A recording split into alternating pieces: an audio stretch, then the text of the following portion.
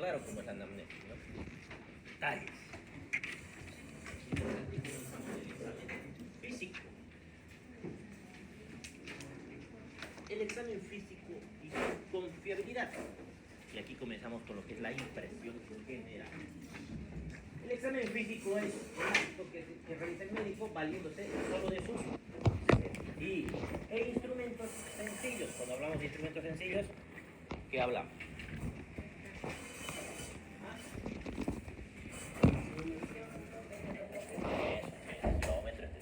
El otoscopio, el oftalmoscopio, el tricómetro, con el fin de reconocer normalidad o alteraciones físicas, que son los signos. Así vamos a obtener todos los signos.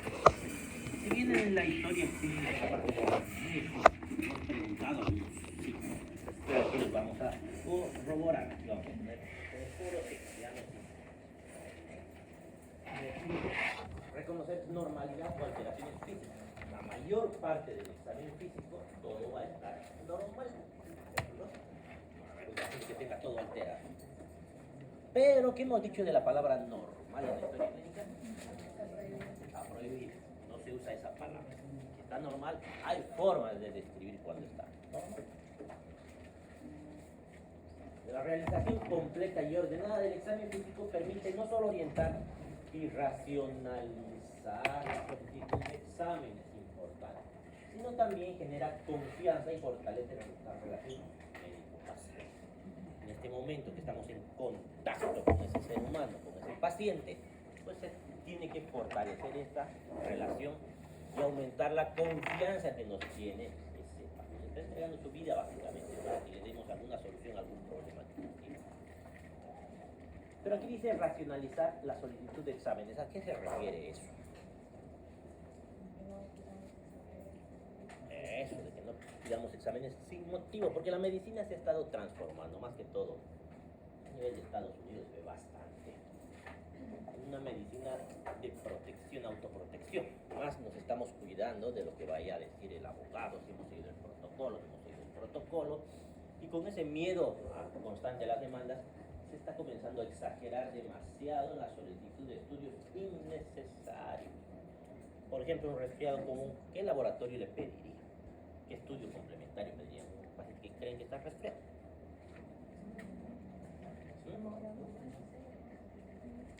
¿Hemograma? ¿Y qué vamos a ver en el hemograma? Glóbulos blancos. ¿Qué vamos a ver? Es un resfriado. Seguramente vamos a encontrar una leucopenia con linfocitosis y ¿qué? Nada. No vamos a necesitar de pedir nada. No, resfriado. Una neumonía le pedirían algún estudio complementario. Radiografía. Y ya, ahí va. ¿Y alguna otra cosa? ¿Una tomografía le pediría? ¿Para qué? A no ser que haya algún problema con la radiografía, que vean que algo no está bien, no pueden interpretarla, no sé. Últimamente se piden, con el COVID se han comenzado a pedir. Pero para una neumonía es más que suficiente, una radiografía es más. Ni siquiera la radiografía les va a dar el diagnóstico. Con la radiografía lo que van a hacer es confirmar su diagnóstico. Porque el diagnóstico de dónde va a salir. Ese paciente con neumonía le van a hacer la anamnesis y ¿qué les va a decir en su anamnesis? Una neumonía que tiene. ¿Qué le va a molestar? Está mal desde hace unas semanas y una semana que le está pasando a ese paciente. Está con fiebre probablemente. ¿Qué más tiene una neumonía? ¿Ah? Estará tosiendo, ¿por qué más? Le dolerá cada que mete aire, está con su dolor emputada de costado. Si es que la neumonía está cerca de la pleura, si no, tal vez ni le duela eso. Astenia, dinamia. Y en su examen, eso no nos orienta tanto porque puede ser una sinusitis, una faringoamigdalitis. El dolor ya nos hace sospechar si es que lo hay. En el examen físico, ¿qué vamos a encontrar? En la inspección, palpación, percusión, ahí nos vamos a encontrar cosas. En el lugar donde esté la neumonía, vamos a encontrar seguramente que hay una disminución de la espasmosidad torácica cada vez que inspira, dependiendo del tamaño de la neumonía. Vamos a encontrar que está mate esa zona donde está la neumonía, disminución de las vibraciones vocales nos vamos a encontrar seguramente, nos vamos a encontrar crépitos y vamos a saber incluso dónde está la neumonía. Entonces, cuando ustedes saquen su radiografía, incluso esperan, debe ser una neumonía lobar derecha superior, ya saben dónde está la neumonía. Y la radiografía básicamente les está confirmando la que ya saben. Ahí sí podrían pedir un hemograma. ¿Qué van a encontrar un hemograma? ¿Saben el hemograma? ¿Qué se encuentra en las infecciones? Las neumonías son virales, bacterianas, ¿Virales? hongos. Las neumonías pueden ser cualquiera. Pueden ser virales, pueden ser bacterianas, ecóticas pueden.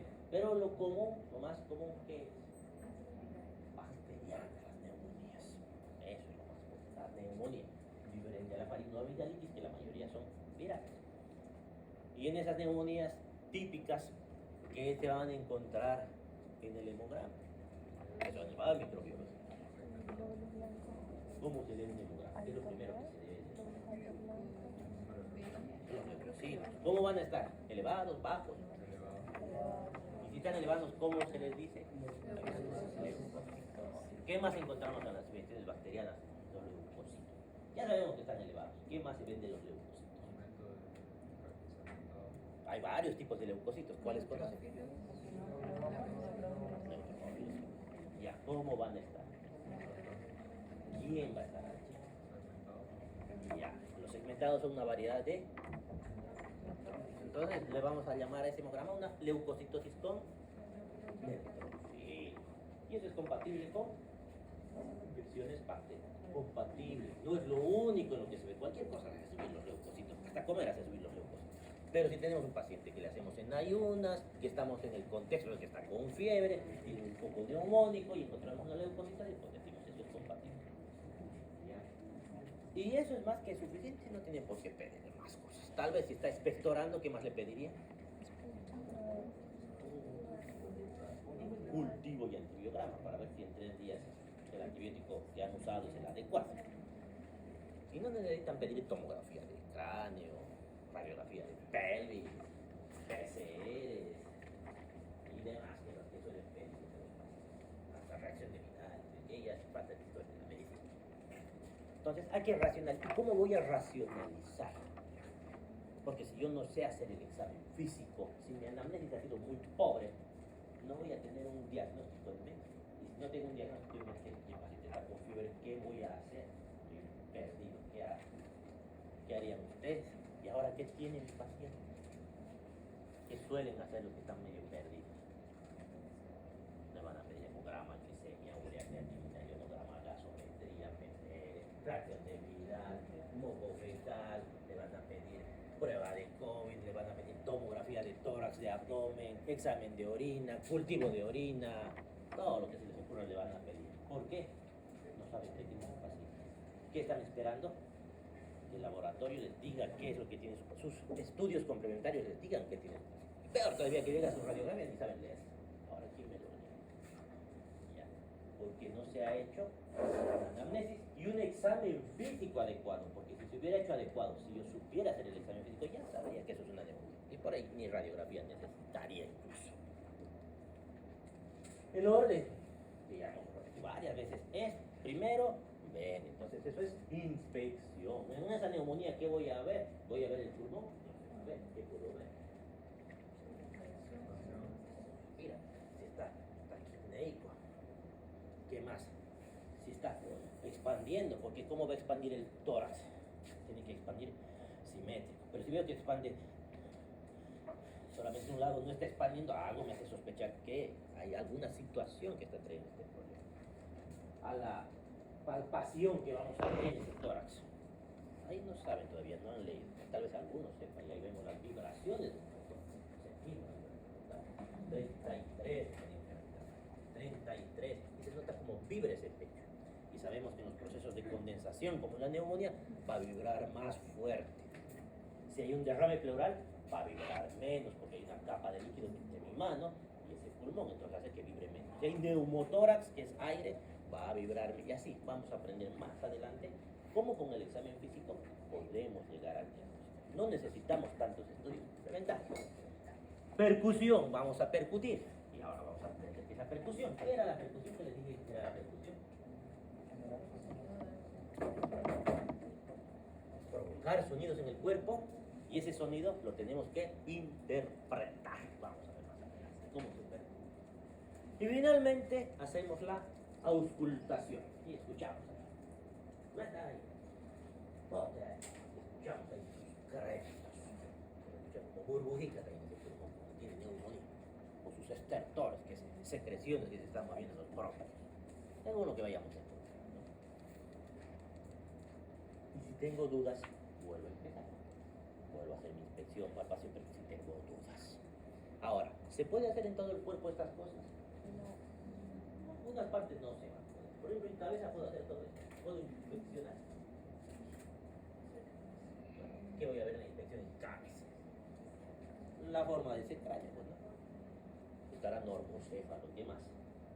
No hay dolicocefalia, no hay un cefalohematoma. ¿Qué es un cefalohematoma? Es un chinchón, básicamente. Un hematoma ahí sobre la calota. ¿Qué más? O si no hay una masa tumoral, la masa así es sólida, o sea, una deformidad en su cráneo. ¿Podré percutir el cráneo? De poder puedo percutir, pero ahí sí me va a hacer un poquito molestoso para el paciente percutir, pero en alguna situación me puede ayudar a saber qué está sucediendo. ¿Puedo palpar ese cráneo? Ya nos hemos perdido en el orden. ¿Puedo palpar ese cráneo? Palpo ahí sus estructuras. ¿Puedo auscultar ese cráneo? ¿Qué se ausculta? Cuando auscultan, ¿qué es? ¿Qué auscultan? ¿Qué sonidos obtienen? El corazón se ausculta. Escucho los ruidos cardíacos. En el pulmón, ¿qué escuchan? Lo que entra el aire, los bronquios y los alvéolos. Se llama murmullo vesicular. Eso ausculta. O si hay algunas cosas diferentes, por ejemplo, en el corazón podría encontrar algo anormal, un soplo podría encontrar, un clic. En el pulmón podría encontrar un crepitus, un estertor, una sibilancia de un paciente asmático. ¿Y en cabeza qué escuchamos?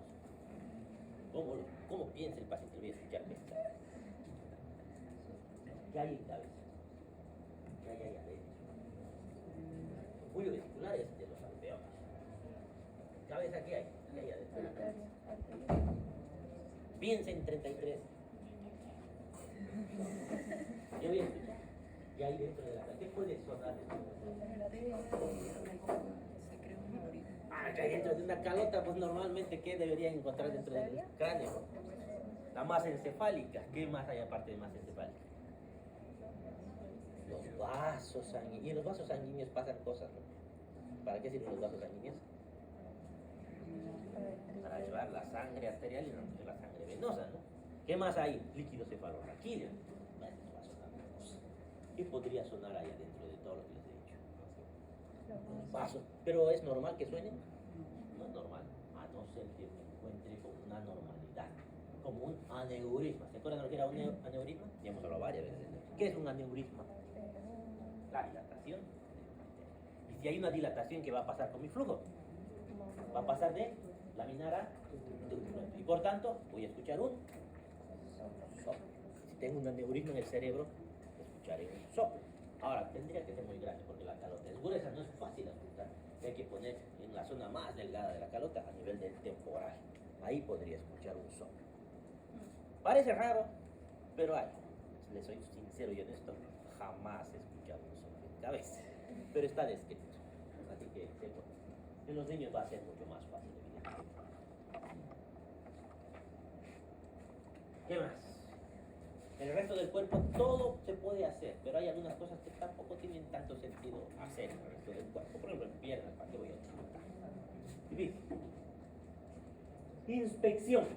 ¿Cuándo comienza la inspección? Ya hemos hablado de cuándo comienza el examen físico y el examen físico comienza con la inspección. ¿Cuándo va a comenzar? ¿En qué momento de la historia clínica? Cuando el paciente ingresa a su consultorio y se presenta con ustedes, ya comienza mi inspección. ¿Qué voy a ir ahondando una vez que ya comienzo oficialmente mi examen físico a escribir? Ya me fijo con más detalle todavía.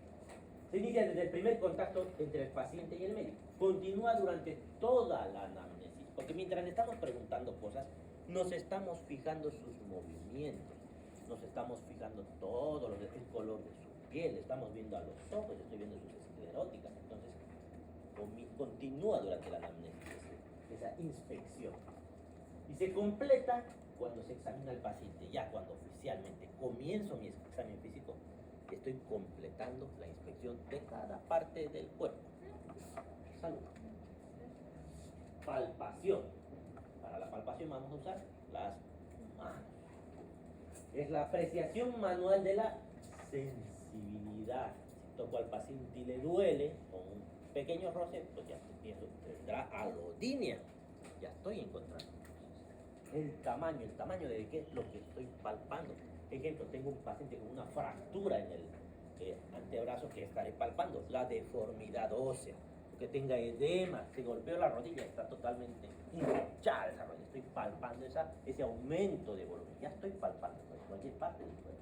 Entonces, el tamaño de lo que estoy palpando. La consistencia. Si me encuentro una masa, por ejemplo, una adenopatía, esa masa será blanda, será dura, será como piedra que siento, será pétrea esa masa. Estoy viendo su consistencia. La situación, ¿dónde está esa masa que estoy palpando? ¿O dónde está ese hígado que sea normal que estoy palpando? ¿Qué parte? ¿Se mueve? Lo que estoy palpando no se mueve. Si una adenopatía no se mueve, pues pensaré en un signo de malignidad. Debería moverse esa adenopatía. Y los movimientos de la región explorada, por ejemplo, en el abdomen, la peristalsis, va a haber movimientos que puedo sentir con mi palpación. Todo eso se puede sentir. Se realiza sobre los tegumentos. ¿Qué son los tegumentos? Eso. No solamente la piel, ¿no? O a través de ellos. O introduciendo uno más dedos por los orificios naturales. A ello le vamos a llamar tacto. Por ejemplo, el tacto rectal o el tacto vaginal. Y no son los únicos, vamos a ver algunos. La palpación puede ser monomanual, que significa monomanual, que es una sola mano. Puede ser bimanual, que necesita usar las dos manos. Puedo poner una encima de otra, puedo poner yuxtapuestas las manos, o puedo empujar, ayudarme con otra mano para ver que estoy. Puede ser superficial, por ejemplo en el examen abdominal puedo estar palpando ese abdomen, si está plano, si hay alguna masa que palpa. O puede ser profunda, en tal caso yo quiero palpar adentro qué está sucediendo, empujo con mi otra mano, me ayudo para ver qué está sucediendo y busco el reborde del hígado, hasta donde llega el hígado, si es que sobrepasa las costillas, y así. Permite detectar sensibilidad, temperatura. Si el paciente está con fiebre, pues me daré cuenta. Si hay alguna zona del cuerpo que está más caliente, por ahí tiene un absceso, estoy palpando una masa, es un absceso, será más caliente esa masa. Tengo que describir en la historia clínica la forma, tamaño y consistencia. Y además, si es que tiene movimiento. Ahora, están palpando y están pensando, esta masa está dura, se mueve, está caliente. ¿Y eso dónde va a quedar? Tiene que estar descrita en la historia. Todo lo que encuentren, si no han escrito en la historia clínica, no se ha hecho. Y si no se ha hecho, es omisión. Y si hay omisión, es un delito. Percusión. Permite apreciar las características de los sonidos generados al golpear determinadas superficies del cuerpo. Se utiliza la técnica dígito-digital, que son dos dedos para producir sonidos, en la cual un dedo percutor golpea sobre el dedo flexímetro, apoyado sobre la superficie para explorar. Por ejemplo, así. Hay diferentes técnicas de percusión. Puedo hacer también así. Depende de las zonas que van a explorar, va a cambiar. Incluso puedo hacer solamente así. Depende qué estoy explorando. La técnica va a variar. Ahora, ¿dónde están sus uñas? ¿Están cortadas? Están largas. Horas de cortarse las uñas. Ya sabes por qué. ¿Por qué te tienen que cortar las uñas? De con uñas largas lo que les va a pasar. ¿Ya? Bueno, depende de cómo están sus prácticas, pero yo creo que ya van a comenzar a permitir en alguno de estos días. Ahora, ¿qué sonidos voy a provocar? Van a ser diferentes los sonidos que yo provoque en ese cuerpo y los tengo que saber diferenciar y escuchar. Y ahí comienzan, son tres sonidos fundamentales. El primero es la sonoridad. Bueno, aquí dice sonido de intensidad fuerte, tono bajo, duración prolongada. ¿Se entiende? La verdad no es tan explicativo eso. Pero básicamente se obtiene golpeando el pulmón. ¿Y dónde voy a percutir el pulmón? Entre las costillas, no percute, estoy percutiendo el pulmón, no las costillas. Busco un espacio intercostal. Ubico mi dedo en ese espacio intercostal, con la forma del espacio intercostal. Y ahí percuto y produzco el sonido. Si el pulmón está normal, debería encontrar una sonoridad. Sonoridad conservada, escriben en la historia. El otro, matidez. Matidez es un sonido de escasa intensidad, tono alto y duración breve. Básicamente es lo que se obtiene golpeando masas sólidas o llenas de líquido. ¿Cómo qué? Como el hígado. Si percuto el hígado es mate. ¿Qué otra cosa es más sólida todavía? Si percuto mi muslo, ahí será mate. Todo lo que esté sólido. Y sólido se refiere no a que esté duro como hueso. Se refiere a que esté con líquido. ¿Qué líquidos hay ahí? Por ejemplo, un derrame pleural o sangre. En el caso del hígado está lleno de sangre y eso es lo que percutó. Mate. Hígado o sobre masas musculares. El otro sonido, el tercer sonido es el timpanismo, sonido musical con intensidad superior a los otros dos sonidos, duración máxima y tonalidad intermedia entre el mate y el sonoro. Básicamente es cuando percuten algo hueco, algo que tiene aire en su interior. Me van a decir, ¿y el pulmón está hueco, está con aire? No está hueco, parece una esponja. Por eso su sonido es sonoridad. ¿Qué cosas huecas pueden encontrar para percutir? El estómago, no en cualquier situación, después de comer. Ahí, porque cuando no han comido, no hay aire. ¿Y por qué hay aire en el estómago? Respiran hacia el estómago. Cuando digieren sus alimentos, cuando están ingresando los alimentos al bolo, están tragando algo de aire. Y ahí se va. Por eso después de comer, no han comido, probablemente no hay simpático. ¿Qué más? ¿Qué otra cosa puede estar hueco, lleno de aire? Si se me perfora un pulmón, ¿qué puede pasar? ¿A dónde va a salir el aire del pulmón perforado? ¿Va a llenar? ¿Dónde? Al espacio pleural. Y ese espacio pleural, que era virtual, lleno de aire, va a convertirse en real. Y ahí va a estar un hueco. Ustedes, y ahí van a encontrar un timpanismo. Y así, siempre que encuentren aire es timpánico. ¿Dónde es común? Los pacientes que están internados. Los pacientes internados, ¿qué hacen? Todo el día, ¿qué están haciendo? Están trabajando, están paseando, están echados. Y si están echados todo el tiempo, ¿alguna vez han estado echados todo el fin de semana? ¿No les ha dolido la panza?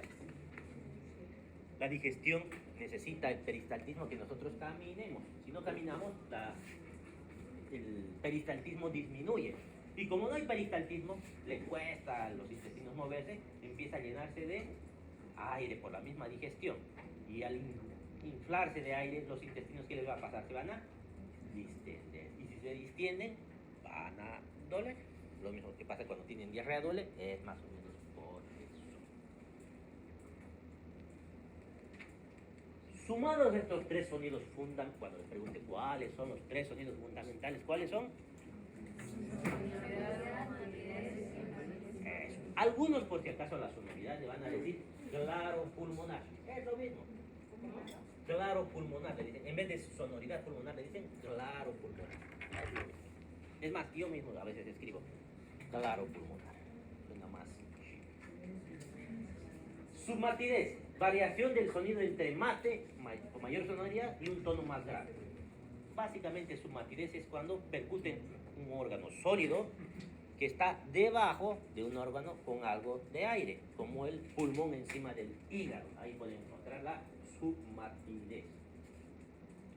Hipersonoridad. ¿Qué sería la hipersonoridad? De que suene mucho más fuerte que la sonoridad normal. ¿Cuándo vamos a encontrar? Cuando haya más aire de lo que debería haber. No estamos hablando que esté hueco como en el caso del timpanismo.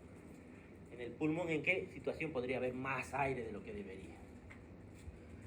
Hiperinsuflación constante. ¿Y cuándo va a haber? Nadie tiene asma aquí. Cuando tienen crisis de asma, por ejemplo, ese tórax está grande, cuando tienen EPOC, ¿ya? Cuando tienen el tórax en tonel, le llamamos, está hiperinsuflado. ¿Y por qué en el asma está hiperinsuflado? ¿No? Que les falta el aire a los asmáticos y está lleno de aire. El aire no sale porque hace un efecto de válvula vascular en la broncoconstricción. Por tanto, como está todo lleno, quieren meter aire y no pueden porque no hay a dónde meter. Ese es el problema del asma. Y ahí cuando percutamos vamos a encontrar hipersonal. Y hay otros trucos. Por ejemplo, en la radiografía van a ver los espacios intercostales totalmente abiertos. Pasamos a la auscultación. Es la apreciación con el sentido del oído de los fenómenos acústicos originados en el organismo.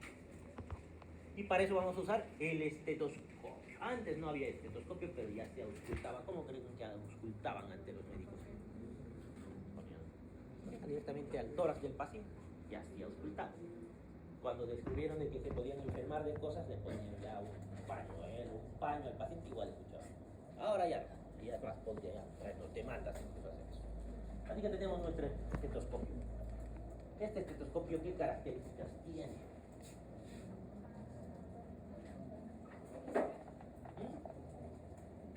Tiene dos partes, ¿no? Generalmente. Tiene la campana y la membrana. La campana es esta, que sirve para escuchar los tonos graves, se escuchan mejor los tonos. Y la membrana, la otra parte, donde está ahí su marca, incluso del estetoscopio, es la membrana. Las olivas que están aquí. La dirección del estetoscopio, ¿cómo tiene que ser? Tiene que imitar la dirección del conducto auditivo, porque a veces los veo escuchar. Estoy seguro de que no están escuchando nada, pero dicen. Esto tiene una curvatura. ¿Hacia dónde tiene que ir la curvatura? ¿Hacia adelante o hacia atrás? ¿Por qué? Como que depende. Porque no saben escuchar. Sería muy raro. Podría ser. Voy a dar el pero sería muy raro. ¿Por qué? ¿Cómo es la dirección del conductor? ¿Hacia dónde va? Ahora sí, podría ser una rara. Nunca la he visto. Ya, pero en general, de todos ustedes veo que está hacia adelante. No solamente hacia adelante, hacia abajo más o menos. Entonces, esto lo que hace es imitar. Porque si ponen al revés, ¿qué va a pasar? Esto se va a chocar, la columna de aire va a chocar con la pared de su conducto auditivo. Entonces no van a escuchar nada. O van a escuchar muy poco. ¿Qué más?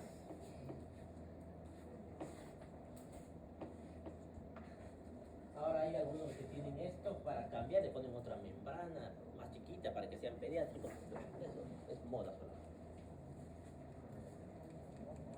La actividad respiratoria y cardiovascular originan ruidos y solo por excepción se producen sonidos. Por eso son ruidos cardíacos. No ruidos. Son de naturaleza muy variada y se los denomina por analogía a los fenómenos acústicos naturales. Por ejemplo, soplo, sibilancia, que suena como un silbido, chasquidos, estertores, frotes, etc. O por su onomatopeya en el caso del clic cardíaco. Clic, clic, como suena clic, pues le pongo el nombre clic. Eso han hecho por confiabilidad de los hallazgos físicos. La exactitud del examen físico es fundamental, pues a partir de él se generan hipótesis diagnósticas, que dice la exactitud. O sea que tengo que describir exactamente lo que estoy encontrando en mi inspección, palpación, percusión y auscultación. No me puedo inventar. Si me invento, puedo fallar en mi diagnóstico. ¿Y dónde se inventan? Se inventan los estudiantes. ¿Qué ha escuchado? ¿Un soplo? Sí, he escuchado un soplo. ¿Qué grado es? 3. Se han inventado, no han hecho nada. Si no escuchan, porque va a pasar, es normal, están aprendiendo. Si no escuchan algo, ¿qué es lo que van a decir? No, ¿qué van a decir? No escucho. Es mejor ser honestos, no escucho. Y vamos a practicar hasta que logren escuchar. Algo están haciendo mal y vamos a corregir eso. Lo mismo en las presiones se inventan. ¿Cuánto está la presión? 120, 180. ¿Sabes cómo se agarra la presión? Estoy viendo al revés, con su estetoscopio dentro del tensiómetro, cosas raras así. No se inventen. Por pasar vergüenzas, pero al final es mejor pasar vergüenza un segundo que no saber y meter la pata. Los pacientes les pueden pasar cosas por inventar. Luego, se generan hipótesis diagnósticas, se solicitan estudios complementarios en base a lo que hemos encontrado en nuestro examen físico. Se realizan juicios sobre el pronóstico, le vamos a decir, su familiar está con una enfermedad que lamentablemente el pronóstico es malo y tiene alta probabilidad de fallecer en los próximos días o en las próximas horas. Todo según mi examen físico. Su paciente está con muerte cerebral. Hagamos un electroencefalograma para confirmar. Llamemos a unidad de trasplante de órganos. Pero si yo he hecho mal mi examen físico, no voy a saber todo eso. Y finalmente, para instaurar tratamientos. Porque mi neumonía, pues la he encontrado en mi examen físico y he decidido iniciar mi antibiótico. Pero si he hecho mal mi examen físico y en realidad una faringoamigdalitis, estoy dando sin motivo mi antibiótico. Estoy haciendo daño al paciente. El examen clínico, ¿qué es el examen clínico? La anamnesis, el examen físico es mucho más poderoso y redituable que los exámenes complementarios para establecer diagnósticos y pronósticos, además de la terapéutica en la mayoría de los hay algunas cosas que no se encuentran en el estudio clínico y están en los estudios complementarios, pero la mayoría vamos a encontrar en nuestro examen clínico. ¿Qué más? Para comprender esta idea es necesario primero definir los conceptos de qué es exactitud, qué es concordancia, qué es discrepancia aplicados al examen físico, porque estamos discrepando entre dos colegas. Exactitud es la fidelidad de una observación clínica respecto al estado real del paciente. ¿Qué significa fidelidad? Que sea tal cual está.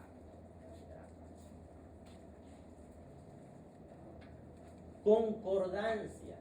Cuando varios médicos revisan un mismo paciente, coincide la presencia o ausencia de decir, hay un soplo grado 1, el soplo mitral, y viene el médico general y dice, no hay nada.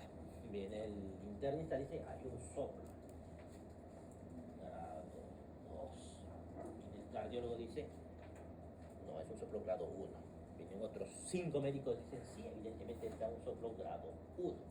¿Qué ha pasado ahí? Están concordando la mayoría. Hay algunos que no han escuchado, otros piensan que es grado 2. Pero la mayoría está de acuerdo en un concepto. Eso puede suceder. ¿Por qué puede suceder? Hay varios motivos que van a hacer que haya esa discrepancia. Si todos están de acuerdo es concordancia. Si no están de acuerdo hay una discrepancia, que es falta de coincidir. Cada uno ha escuchado lo que se le ha venido a la cabeza, pues lo que él cree que es él. Y no significa que esté mal, ¿no? Significa, porque hay discrepancia. El examinador ¿qué ha pasado? Si como médico general escucho un soplo grado 1, bueno, intento escuchar. Y no sé escuchar, nunca he escuchado un soplo grado 1. Me dificulta, seguramente no lo describiré. Ahí va a haber una discrepancia, porque yo no sé hacer el examen. Cualquier cosa que vayan a revisar en el cuerpo, si yo no sé, nunca he visto, no voy a describir. Y voy a tener discrepancia con los que sí han visto. Ese es el problema del examinador. O es que tengo mala audición, puede ser. El examinado, de que algo haya cambiado en ese paciente. Escucho los ruidos hidroaéreos están aumentados, digo. A las horas viene el cirujano, pero yo no escucho nada, pues se obstruyó. En el transcurso de las horas terminó de obstruirse y ahora no hay ruido. Entonces el problema no es que los médicos han escuchado cosas diferentes porque no saben escuchar. Lo que ha sucedido es que algo ha cambiado en ese paciente, porque los pacientes son dinámicos, no están todo el tiempo iguales. El examen en qué condiciones se ha realizado. Si estoy escuchando un soplo en un lugar lleno de gente, probablemente es menos probable que escuche un soplo grado 1. Entonces, todas esas condiciones pueden provocar que haya discrepancia. ¿Qué significa discrepancia al final?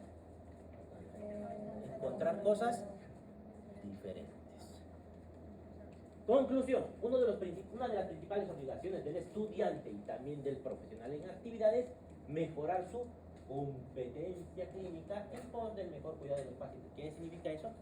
Cada día aprender a mejorar mi examen clínico para llegar a mejores diagnósticos y leer más información. Mientras más información tenga, mejores van a ser mis diagnósticos. Ejemplo, ¿qué pasa si yo durante toda mi época de internado he visto un montón de cardiopatías, he visto pacientes con insuficiencia renal y nunca he visto una neumonía. ¿Qué creen que va a pasar cuando les dicen paciente con neumonía? Pues les va a costar saber que es una neumonía. Es normal, pues no la han visto. Entonces, y eso pasa, incluso me pasa a mí. A veces me llegan pacientes que no sé qué tienen, porque nunca he visto esa patología. Es lo que pasó con el COVID. No se acuerdan, casi nadie sabía lo que estaba sucediendo. Eso va a cambiar, eso tiene que cambiar. Todos los días aprendemos. Si bien ambos deben aprender a reconocer con humildad que pueden equivocarse, tanto el estudiante como el profesional, ya con años de competencia, debe esmerarse para que esto ocurra la menor cantidad de veces posible. Evidentemente en algún momento se van a equivocar, va a suceder, es normal. Pero cada vez tienen que estar aceptando esa realidad. Me equivocaron, no era lo que yo creía. Y eso tiene que ir cambiando. ¿Cómo? Porque si yo acepto que está mal, no me sé. Porque si digo, no, yo no me he equivocado, el paciente estará mal. Nunca voy a revisar por qué me he equivocado. Y ahí reviso qué ha sucedido para que me equivoque. Por ahí el problema ha sido el momento que he hecho el examen físico. Había mucha bulla, no he escuchado, algo me ha distraído. Estaba muy cansado, estaba de turno ya 2, 3 días y no estoy en punto sentido. Entonces, el momento que yo acepte que me he equivocado, va a ser más probable que no me vuelva a equivocar para que sea la menor cantidad de veces posibles que vuelva a suceder. Como dice Albert Einstein, para avanzar en el arte y la ciencia del examen clínico, el principal desafío debe enfrentar un médico es mejorar a sí mismo. No compitan con sus compañeros, compitan con ustedes mismos para ir mejorando.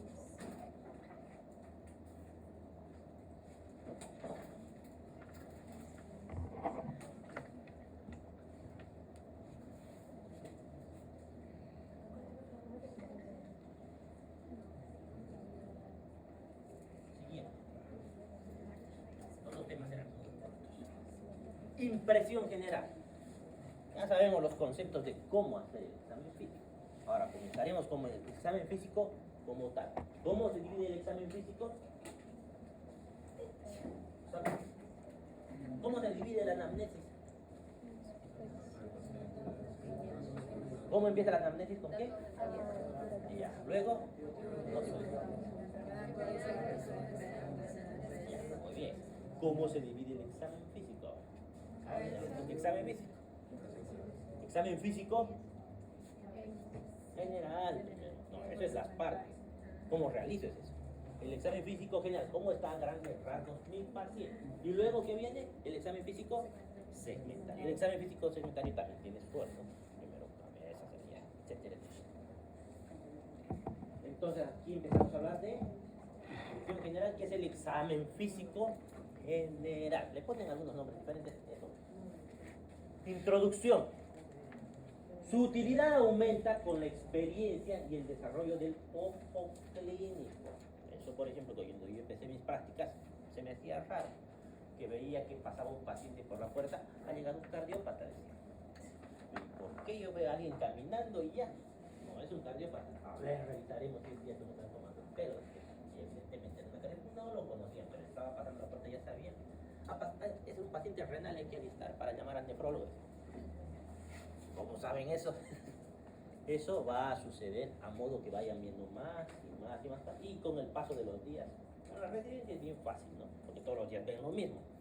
Ustedes no tienen esa posibilidad de ver todos los días lo mismo, ¿no? Va a costar un poquito más al principio. Pero se van a dar cuenta de que con el paso del tiempo van a tener el ojo clínico, que es diagnosticar a simple en tal cosa. Ni lo han visto al paciente, ni saben su nombre, ya saben más o menos qué diagnóstico es con cierta incertidumbre. Dado que muchas veces solo con esta impresión general se puede hacer una aproximación diagnóstica o por lo menos definirse un síndrome. Por ejemplo, veo un paciente que está entrando por la puerta con su vaso de agua, yo ya sé que es una cetoacidosis diabética. Está con su agua, tiene sed y está respirando, es una cetoacidosis, es una respiración de agua. Entonces con el tiempo, uno tras otro. Se considera a continuación el estado de conciencia. Primero primero es el examen físico general. ¿Qué nos dice a grandes rasgos del examen físico general? Está el paciente en, lo que está escrito ahí. Buen, mal o regular estado general. ¿Qué nos va a decir si está buen, mal o regular estado general? buen estado general, buen estado general, buen estado general. ¿Cuándo va a estar en regular estado general? Cuando entra con cara de que algo le cuesta, algo ya no está bien. Lo veo que algo le duele, lo veo deshidratado, pálido, ya no está en mal estado general, no estará en mal estado general, pero está en regular estado general. O lo veo taquipneico, ¿verdad? Regular estado general. O si llega el paciente con pérdida de la conciencia, pálido, con una herida que estaba sangrando, pero ya le han cohibido, llega al hospital, ese paciente está inconsciente, está taquipneico, pálido, ese paciente está en mal estado general. Doctor, Es bastante subjetivo, cuesta al principio. en eso de considerar, digamos, un estado de conciencia, espacio, tiempo y lugar también. Todavía no estamos hablando del estado general. ¿Ya? Que también, no sé si hay duda de eso, porque por algún motivo no tengo no se vería positivo. Entonces, comenzamos. A mí me gusta escribir en prosa, todo seguido, el estado general. Algunos hacen punto por punto, le ponen regular estado general, abajo le ponen estado de conciencia. Se ve mucho más elegante cuando escriben en prosa. Entonces, comienza regular estado general, coma, paso al siguiente, que es el estado de conciencia que estaban disfrutando. ¿Y qué estados de conciencia van a tener? Estado de conciencia, actitud, postura, decúbito, hábito, la fase, y ya no he mencionado todo esto. ¿Qué era la actitud, se acuerdan? Estamos repasando todo esto. La actitud que muestra ante las cosas de la vida, ¿o no quiera? Las distintas partes del cuerpo objetivo, los segmentos. Bien. ¿Qué era la postura? Bueno, aquí la postura es lo mismo. ¿Qué es el decúbito? La camilla. ¿Qué era el hábito? Falta una palabra para que se den cuenta. Hábito constitucional. ¿Eso qué era? Estaba gordito, poquito, además le dábamos un nombre, ¿no? ¿Qué era la facies? La gestualidad, color, simetría del rostro. El estado de nutrición, ¿qué posibilidades teníamos? Eso. El estado de hidratación, ¿qué opciones tenemos en hidratación? Hidratado, deshidratado. Listo. ¿Hay semihidratado? No, no existe. Si les discuten, no se puede discutir con alguien que no sabe. No hay semihidratado. Busquen en el libro 50. Estado de conciencia. Ahí comenzamos el estado de conciencia. Conciencia es el estado de percepción del paciente de sí mismo y de su entorno. O sea, él sabe que es un paciente, sabe que es una persona y se da cuenta de lo que está pasando a su alrededor. Si cumple eso, está consciente. Y la capacidad de reacción a un estímulo, tanto externo como interno, le hablo, ¿cómo está, señor? Y me va a responder. Está consciente de su ambiente, yo soy parte de su ambiente, le estoy hablando, pues me da una respuesta a yo que soy parte del ambiente. En su evaluación se pueden distinguir dos aspectos, dos cosas voy a evaluar en el estado de conciencia. Esas dos cosas son, primero, el nivel de conciencia. ¿Qué significará el nivel de conciencia? ¿Qué tan despierto está? ¿Qué tanto se da cuenta de lo que está pasando de sí mismo y de su alrededor? ¿Qué tan despierto está? Y el otro, el contenido de la conciencia. ¿A qué suena contenido de la conciencia? Las cosas que él piensa. Entonces, ahí está el tiempo, espacio. El nivel de la conciencia se evalúa mediante la inspección. Y vemos si el paciente está vigil, está despierto, si está somnoliento. En algunos textos van a leer obnubilado. ¿Qué significa somnoliento u obnubilado? Que el paciente tiene tendencia a dormirse, le hablamos, despierta, nos contesta y vuelve a entrar en sueño. Estuporoso, está más dormido, más profundamente dormido, significa que no nos va a hacer caso. Cuando le hablemos, no nos va a escuchar, no nos va a contestar. ¿Qué necesitamos para que nos conteste? Estimular dolor, por eso va a despertar. Pero va a volver a caer otra vez en el estado de sueño. ¿Y cómo que era? No despierta, ningún estímulo. Entonces, regular estado general, consciente, y ahí continuamos lo que vamos a hacer. Pueden poner consciente, pueden poner paciente vigil. El contenido de la conciencia, ¿qué era? Le vamos a preguntar cosas, ¿no? Permite evaluar la orientación autopsíquica y alopsíquica. Eso es, autopsíquica es, ¿cuál es su nombre? Como dicen ustedes, ¿no? Alopsíquica, ¿dónde está? ¿Qué fecha es? Si está ahorita en tiempo disponible. ¿Y cómo vamos a desarrollar si está normal el paciente? Orientado, tiempo, espacio y persona. O si quieren, orientado en las tres esferas. Y si no es así, porque aquí comienzan las variaciones. Y si no es así, ¿qué voy a escribir? Y si sabe su nombre, sabe dónde está, pero no sabe qué fecha es, ¿qué le voy a poner? Por ejemplo, el 80% de los estudiantes del día de su examen, ¿qué fecha es? Ya, no es tan exagerado, tampoco necesitamos que sea, por lo menos qué día es, cerca de alguna fecha. ¿Cómo vamos a describir? Paciente orientado en espacio y persona desorientado en tiempo. Ese es ante la variedad de lo que me podría llegar a encontrar. Porque ahí empieza la complejidad. Yo sé cómo describir todo normal, empieza el problema, y si no está normal, ¿cómo describo? ¿Qué escribo en esa historia clínica? Luego tenemos la escala de Glasgow, que más o menos complementa todo esto. Y esto debería estar sí o sí, si mi paciente tiene algún problema neurológico, si mi paciente viene por convulsiones, si mi paciente viene por hipoglicemia, por un traumatismo craneoencefálico, por una meningoencefalitis, sí o sí esto tiene que estar descrito. Y a veces se olvida. El estado de Glasgow que nos va a permitir evaluar tres cosas, que son la apertura ocular, la respuesta motora y la respuesta verbal, o si no, respuesta ocular, verbal y motora. Y ese es el orden del examen del Glasgow. La respuesta ocular, ¿hasta cuánto es el Glasgow? Máximo es un 15. Es lo máximo que va a obtener el paciente. Ustedes todos están con 15, creo. Y lo más bajo que van a encontrar, ¿cuánto va a ser? 3. No puede haber menos de 3. Alguna vez ya me han entendido. Doctor, estoy mandando un paciente con 0 de Glasgow. Pásenlo a la morgue, les digo. Porque me lo mandan a mí. Soy un hospital que atiende personas enfermas por cada vez. No existe Glasgow 0. Si hay algunas variedades, se van a dar cuenta. ¿Y qué pasa si mi paciente está intubado y no puede hablar? Él está consciente, me hace caso, pero no puede hablar, porque está con un tubo en la garganta. Ahí hay algunas variaciones. Puedo poner 2T, por ejemplo.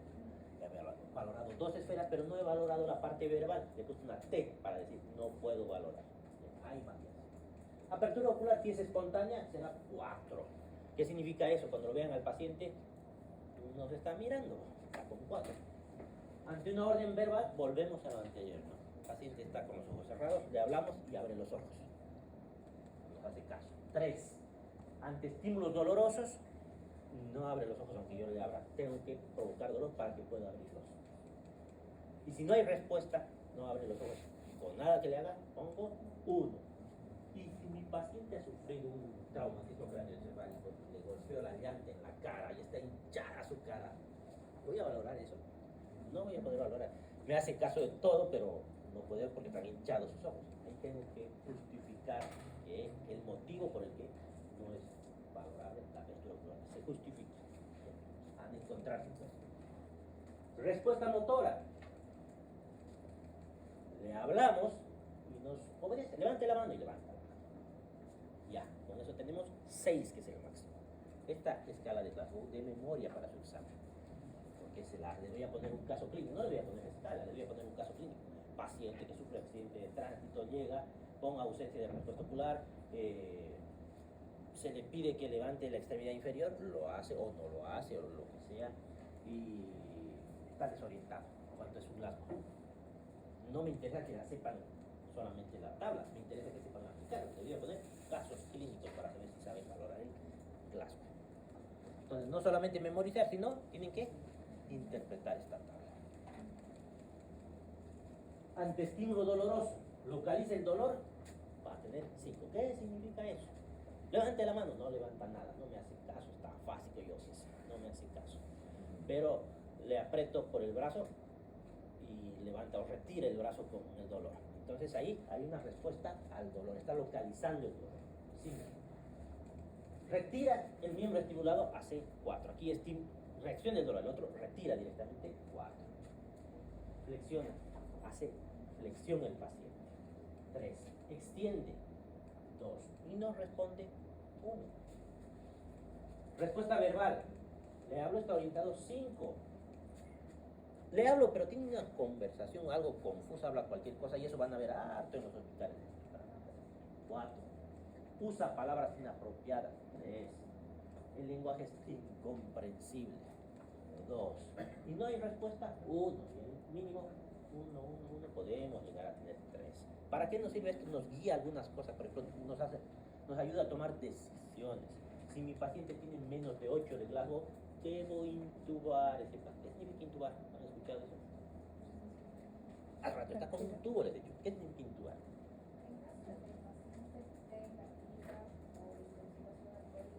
Es respiración, es una respiración. Estamos hablando de intoxicar, no estamos Le meten un tubo ahí. la intoxicación. Si estoy intoxicado con alcohol, estoy anulando mi cerebro, ¿verdad? Lo he ido anulando de a poco. Y si está anulando mi cerebro, te ayuda a la pregunta. ¿Por qué debería intubar debajo de 8? ¿Saben lo que es intubar primero? Respiración Ya, mecánica. meten un tubo por la boca hacia la tráquea. ¿Para qué podría meter un tubo hasta la tráquea? Meten oxígeno, lo conectan a la máquina. Generalmente debería estar conectado a una máquina de ventilación. O a veces incluso los temas empiezan con un tubo en T y el tubo está ahí hacia el aire. El paciente está respirando. ¿Y para qué lo intubado si está respirando solo? Eso. ¿Qué pasa si el paciente borracho, intoxicado en realidad, llega a mi emergencia, está tirado y su grado es de 6? La tomografía no hay nada, pero está con 6 de grado. ¿Qué hacen los borrachos cuando están muy borrachos? Y si estoy echado en decúbito dorsal y vomita, ¿qué le puede llegar a pasar? Va a volver a entrar a la vía aérea. Entonces necesito proteger esa vía aérea porque sé que el paciente no está lo suficientemente consciente de su entorno como para hacer el movimiento y vomitar a un costado. Entonces, en ese caso, necesito yo hacer el Glasgow para tomar la decisión de intubar y proteger esa vía aérea. Porque si entra el vómito al pulmón, ¿qué le va a pasar? Se va a ahogar, se puede ahogar, puede ser una neumonitis química, que son de difícil tratamiento, van a quedar secuelas, etcétera. El paciente va a aumentar mucho su probabilidad de fallecer en las próximas horas si se broncoaspira. Tengo una duda, doctor. ¿Me puede explicar por qué localizar el dolor y retirar, o sea, localizar mal? Localizar es que algo así, retirar es que estire. Pero no sería una mayor respuesta que retirar. Exactamente, estoy retirando el dolor, estoy provocando una respuesta refleja. ¿Saben lo que es el reflejo, no? Sí. Eso. ¿Qué era el reflejo? Una respuesta. Así que eso no necesita llegar hasta nuestro pensamiento. ¿Dónde hace el arco reflejo? El ligamento. Llega hasta la médula y de la médula vuelve sin llegar a la esfera superior. Pero bueno. Actitud o postura. La actitud o postura está dada por la relación armónica que manifiestan los distintos segmentos del cuerpo entre sí. Ya me dijeron hace rato, ¿qué es la relación de las distintas partes del cuerpo entre sí? ¿Cómo está acomodado el paciente? Esto era... ¿y cómo va a ser esa actitud? Van a consignar, tienen dos posibilidades. No hay normal, ¿no? Si está normal le vamos a decir compuesta. Y si está normal es descompuesta. Pero ¿anotamos descompuesta o qué anotamos? No se anota descompuesta tampoco. Está descompuesta, pero ¿qué anotamos? La actitud que nos estamos encontrando. Las posibilidades son dos, compuesta o descompuesta. Si es compuesta, se anota compuesta. Si está descompuesta, necesitamos saber, pero ¿descompuesta cómo? ¿Cuál es su descomposición? ¿Qué nos vamos a encontrar? Como aquí, ¿qué le vamos a decir? Opistótonos. ¿Y opistótonos en qué situación podemos encontrar? En este caso es tétanos, ¿no? Hemos tenido tétanos también. Decúbito. ¿Decúbito qué era? ¿Cómo se acuesta el paciente en esa camilla? Y ese decúbito, ¿qué es lo más común? Decúbito dorsal. Es lo más común, decúbito dorsal.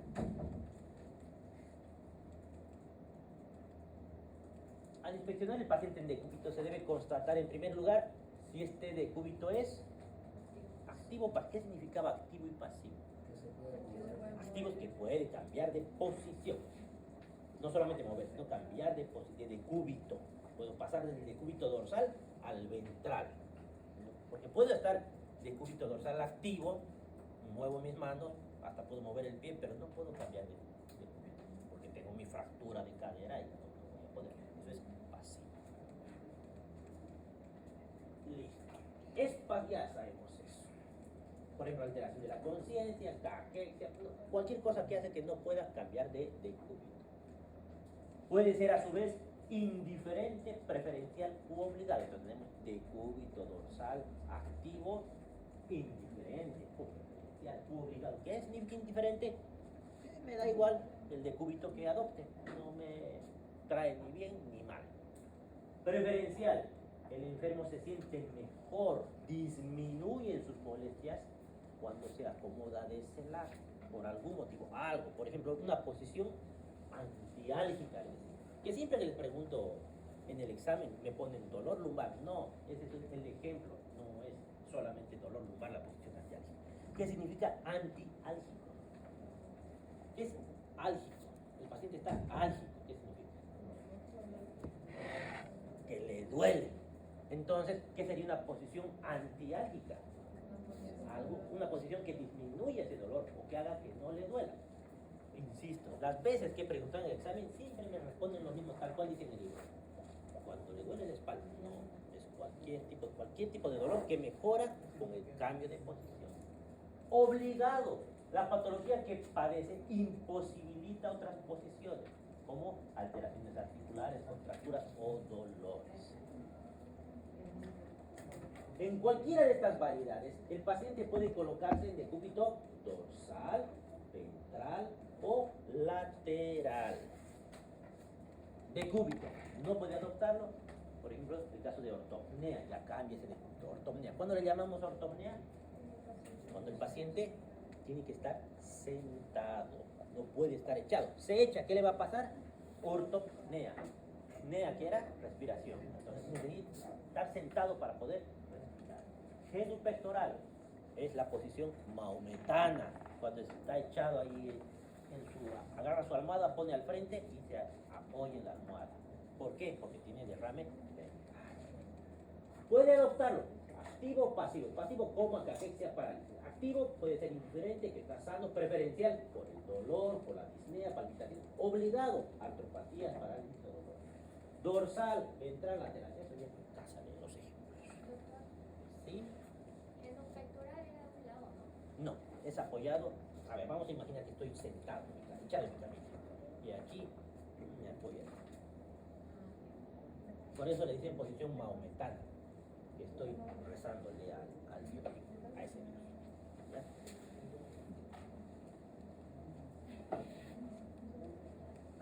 Hábito. Ya saben, el hábito constitucional engloba los aspectos del peso, la talla y las proporciones de las medias. Decimos brevelíneo, longilíneo, mediolíneo. O pueden decir ectomorfo. Una cosa que he visto un error en los estudiantes que han estado haciendo sus historias. No se expliquen, porque le ponen traducción a lo que han escrito. Paciente brevelíneo le ponen y le ponen entre paréntesis endomorfo. Se están explicando, no necesitan explicar. Ustedes redactan lo que saben. O le ponen paciente que le falta el aire, entre paréntesis, disnea. No le den explicaciones, escriban lo que piensan que es, no justifiquen su explicación, como al decir, yo sé más, pero está mal, no se describe así la historia.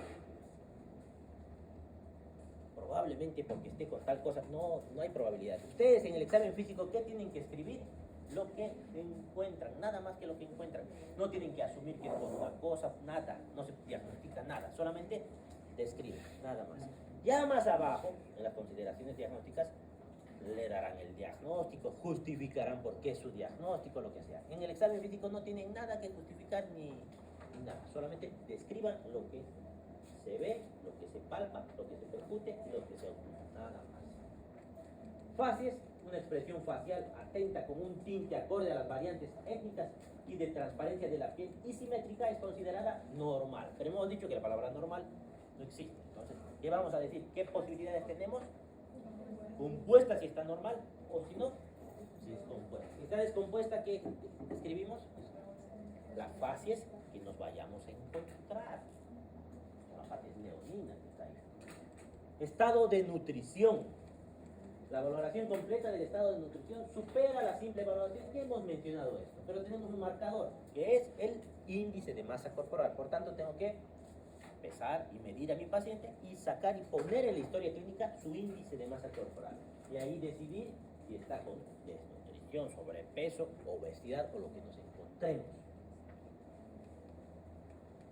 Se define como sobrepeso la presencia de un índice de masa corporal por encima de 25. Ya está tabla ya la conocemos.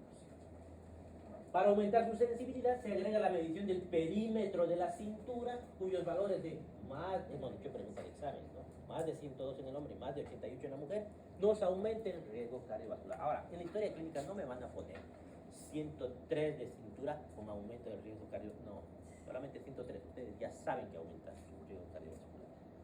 Más adelante en la historia justificarán por qué, para qué, lo que sea. Los enfermos portadores de patología oncológica terminal suelen presentar el llamado síndrome de impregnación. Esto ya estamos comenzando a hablar de síndromes. ¿Qué significa síndrome de impregnación? Paciente que tiene astenia, anorexia y pérdida de peso. ¿En qué otros pacientes tenemos el síndrome de impregnación? En los pacientes con tuberculosis, por ejemplo. También tiene otro nombre, síndrome constitucional, lo mismo que el síndrome de impregnación. Estado de hidratación, sobrehidratación y deshidratación. En realidad lo que queremos ver es, ¿está hidratado o está deshidratado? Si está sobrehidratado, ¿qué le vamos a describir en la historia clínica que hemos encontrado? Edemas, ¿no? Pero el paciente básicamente, ¿está hidratado o deshidratado? No es más. Si hay sobrehidratación, no mencionamos la sobrehidratación como tal, pero ¿qué mencionamos? El signo del ODEC, ¿no es así? La fobia.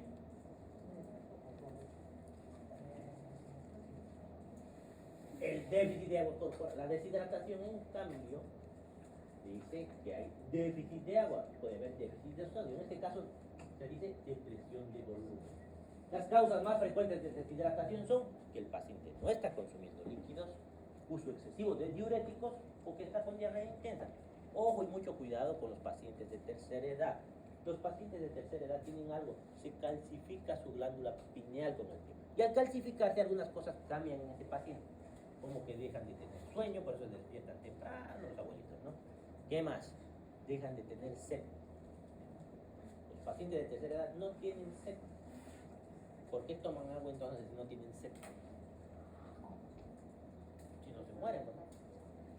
¿Por qué toman agua a los pacientes de tercera edad si no les da sed? O no les da la misma cantidad de sed que les da. Toman por costumbre, están acostumbrados a tomar su tecito, su vasito de agua, por costumbre. Y cuando se enferman, rompen sus costumbres y se suelen deshidratar. ¿Y cómo nos damos cuenta que se deshidratan? Se empiezan a desorientar, entran en demencia. Todo paciente desorientado, etc., hay que fijar que está deshidratado, porque ellos no tienen sed, no es normal su sed.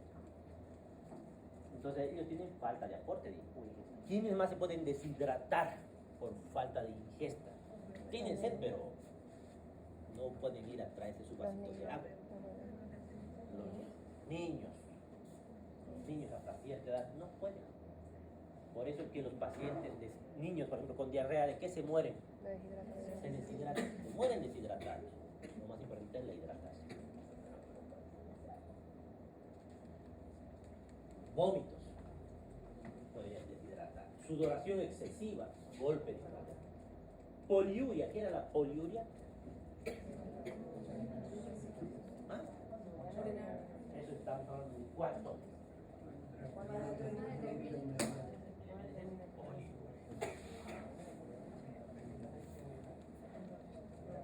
Cuando hay poliuria hay que pensar en algunas patologías como la diabetes, ya les expliqué por qué la diabetes tiene poliuria.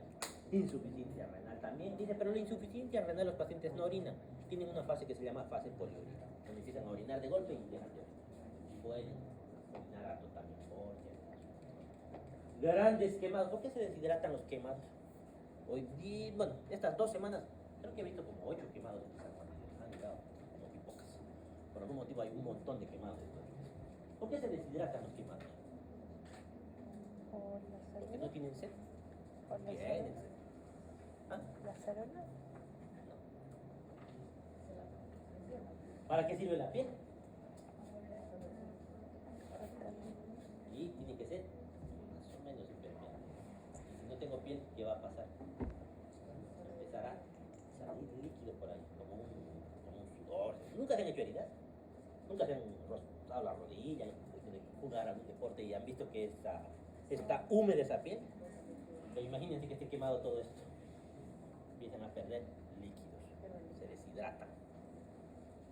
Y en ellos, por eso es importante, a través de la fórmula de Parkland, reponer el líquido. Si no repongo, ¿qué le va a pasar al paciente si no repongo ese líquido? Pues estamos hablando del líquido ácido. Va a entrar en insuficiencia renal.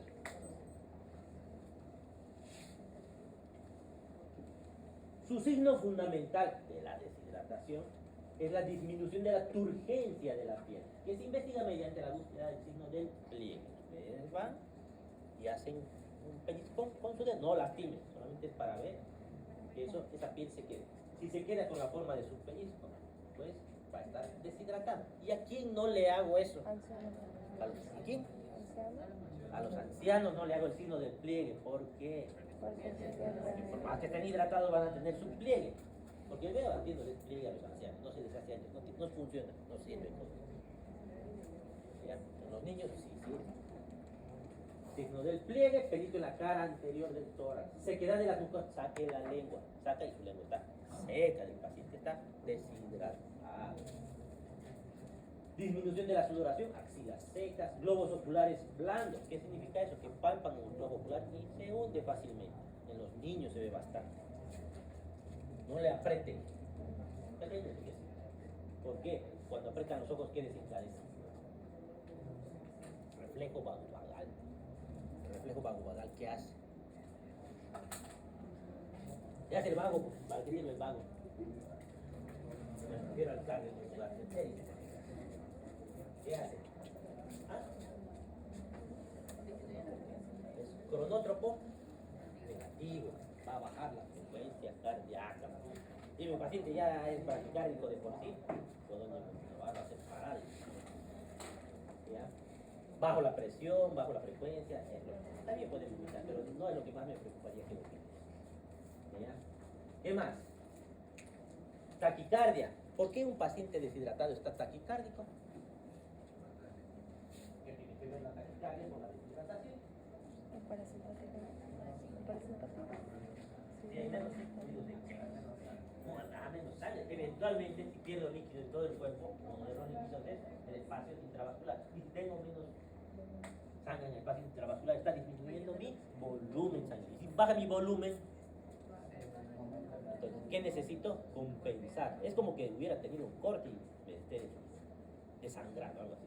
Entonces, ¿el cuerpo qué hace para compensar esa falta de sangre? Taquicardia. ¿Por qué la taquicardia? ¿Qué va a hacer la taquicardia? ¿Aumentan qué?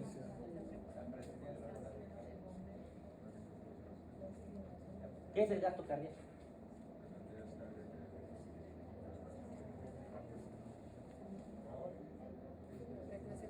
Eso es histórico. Entonces, 60 pueden multiplicar por la frecuencia cardíaca y le sale su gasto cardíaco. Si está deshidratado, ¿qué está pasando con su volumen sistólico? Está bajando. ¿Cómo compenso ese gasto cardíaco? Eso va a hacer que mi gasto cardíaco se mantenga hasta cierto punto. ¿Qué más? Hipotensión ortostática. ¿Qué es hipotensión ortostatismo? ¿Qué es? Ortopnea, ¿qué era? Ortopnea, porque nea era respirar. Orto, que tengo que estar sentado, en realidad parado. Recto. ¿Qué será entonces hipotensión ortostática? ¿Ah? Y el paciente que se para de golpe, le cae la presión. Se desvanece. ¿Ya? Eso. Hay algunas patologías que tienen hipotensión ortostática. Se desmayan. Pueden tequear. Oliguria, ¿qué era? No era ganas. ¿Qué era? ¿Cuánto? Menos de 500. No. menos de 500. Algunos textos, otros dicen menos de 400. Lo que no me acuerdo es que dice en su texto. Se van a fijar lo que dice. 400, 500, 2000, 300 es muy poco. Variables, ¿no? Ah, 500 dice. 500 dice. 500 dice en su libro. Entonces, si en su libro dice 500, ¿qué les voy a preguntar en el examen? No es por obligarlos a tener datos de su libro. Voy a aclarar esa duda. Porque si pueden leer de otros libros y pueden resolver el examen, está perfecto. Es más, no deberían tener problema en resolver el examen si leen de Chamorro, de Surós, del Manual Móvil. Deberían resolver igual el examen. ¿Por qué quiero que lean de este libro específicamente? En realidad me daría igual que lean de este o de otro. Pero estoy seguro que si les digo lean de donde sea, ¿qué van a terminar haciendo? Van a buscar algún resumen y no van a leer ni el uno ni el otro. No van a leer nada. Por lo menos quiero asegurarme de que de un libro por lo menos lean una vez en su vida el segundo libro. Porque luego es más complicado volver a leer todo el libro. Es largo ese libro. Entonces, si pueden leer otros libros, no es exageradamente difícil, van a poder resolver el examen. Pero yo he leído de Surós, van a probar, no hay ningún problema. Pero algunas cosas por ahí no está justo en Surós esa parte que he preguntado. Y les va a costar todavía. Todavía veo que les está costando interpretar algunas cosas. Es por eso que les doy el libro. No es porque quiera que lean solamente de ese libro. Mejor por mí si pueden leer de 2 o 3 libros. Mejor. Leen un tema de uno y eso yo hacía. Agarraba los libros, agarraba un libro y leía el otro libro. Por lo menos 2, a veces hasta 3 libros diferentes leía. Porque los puntos de vista diferentes les ayudan a trabajar sobre su razonamiento. Para pensar por qué, pero si no es la misma palabra, pero el significado es el mismo. Eso es. Sería mejor, pero sé que no va a pasar en la mayoría de los casos. No he dicho todos, sé que algunos lo hacen. Letargio o confusión, exploración de la conciencia. ¿Cómo va a estar un paciente deshidratado? Pues, letárgico. ¿Por qué? Porque hay alteraciones del sodio. Y el sodio nos ayuda al sistema nervioso central, a la conducción del sistema nervioso. Eso es todo. ¿Preguntas? Doctor, ¿cuándo va a ser el examen de bloque? 18. Y ya les di una fecha. ¿Qué fecha es? Fecha 17 de enero. Todos los paralelos son el mismo día. Entonces acá es 17 de marzo. Todos los paralelos son el mismo día. No sabía. En el mismo día clases con nosotros.